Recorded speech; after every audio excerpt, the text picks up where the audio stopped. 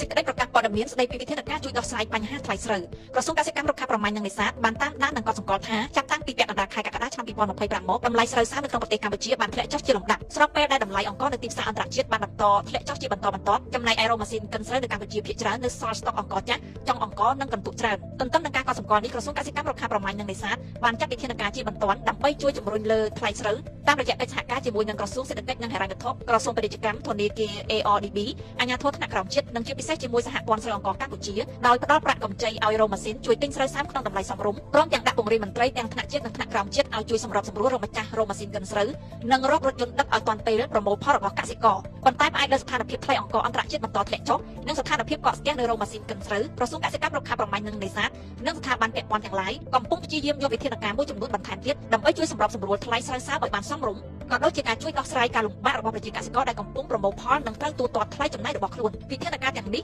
នឹងត្រូវមានការចូលរួមគាំទ្រទាំងអស់គ្នាទាំងពីសំណាក់ប្រជាពលរដ្ឋអ្នកទទួលទានទូទៅក៏ដូចជាស្ថាប័នវិស័យឯកជននិងអាជីវករផ្សេងៗមួយការបន្តគាំទ្រពីរោងម៉ាស៊ីនកិនស្រូវក្នុងស្រុកក្រសួងនឹងបន្តសហការជាមួយរោងម៉ាស៊ីនកិនស្រូវទាំងឡាយដែលមានលទ្ធភាពប្រមូលទិញស្រូវសើមឲ្យបន្តប្រមូលទិញស្រូវពីប្រជាកសិករក្នុងតម្លៃសមរម្យនិងទាន់ពេលវេលារោងម៉ាស៊ីនទាំងនោះនឹងបន្តទទួលបានកម្ចីជាទុនបង្វិលពីធនាគារ ARDB សម្រាប់ទ្រទ្រង់វិធានការប្រមូលទិញនេះ2ការជួយប្រមូលទិញអង្ករដោយសាធារណជនដើម្បីដោះស្រាយការស្កកស្ទះស្តុកអង្ករនៅតាមរោងម៉ាស៊ីនស្រូវក្រសួងសូមអំពាវនាវឲ្យសាធារណជនមេត្តាចូលរួមជួយទិញអង្ករទុកក្នុងតម្លៃទីផ្សារដើម្បីរំដោះស្តុកពីរោងម៉ាស៊ីននិងផ្ដល់លទ្ធភាពឲ្យមានទីកន្លែងសម្រាប់ស្រូបយកស្រូវបន្ថែមទៀតក្រសួងក៏បានគៀងគរថវិកាប្រមាណ$7 លានអាមេរិកពីដៃគូឯកជនមួយចំនួនដើម្បីអនុវត្តការប្រមូលទិញអង្ករពីរោងម៉ាស៊ីនកិនស្រូវផងដែរវិធានការនេះនឹងជួយឲ្យរោងម៉ាស៊ីនកាន់តែមានទំនុកចិត្តក្នុងការប្រមូលទិញស្រូវក្នុងតម្លៃសមរម្យ3ការជួយបន្ធូរការកកស្ទះចុងអង្ករនិងកន្ទក់ក្រសួងនឹងសហការជាមួយសមាគមអ្នកចិញ្ចឹមសត្វនិងអ្នកផលិតចំណីសត្វជួយប្រមូលទិញចុងអង្ករនិងកន្ទក់ពីរោងម៉ាស៊ីនកិនស្រូវដើម្បីកែច្នៃជាចំណីសត្វ4ការជួយបន្ធូរបន្ថយការលំបាកទូទាត់ថ្លៃដើមផលិតរបស់កសិករក្រសួងសូមអំពាវនាវទៅដល់ស្ថាប័នឯកជននិងអាជីវករដែលផ្ដល់កម្ចីតាមរូបភាពការទិញបណ្ដាក់ជាប្រេងជីថ្នាំកសិកម្មសូមមេត្តាបន្ធូរបន្ថយអត្រាចំណេញរបស់ខ្លួននិងពន្យាការសងរបស់កសិករដែលជាប់ជំពាក់ម្ចាស់ដីស្រែដែលជួលដីឲ្យកសិករបង្កើនផលស្រូវគួរជួយបន្ធូរបន្ថយឬលើកលែងថ្លៃឈ្នួលដល់បងប្អូនប្រជាកសិករក្នុងរដូវកាលនេះដើម្បីប្រជាកសិករមានលទ្ធភាពបង្កើនផលនៅរដូវក្រោយនិងមានលទ្ធភាពសងត្រឡប់វិញ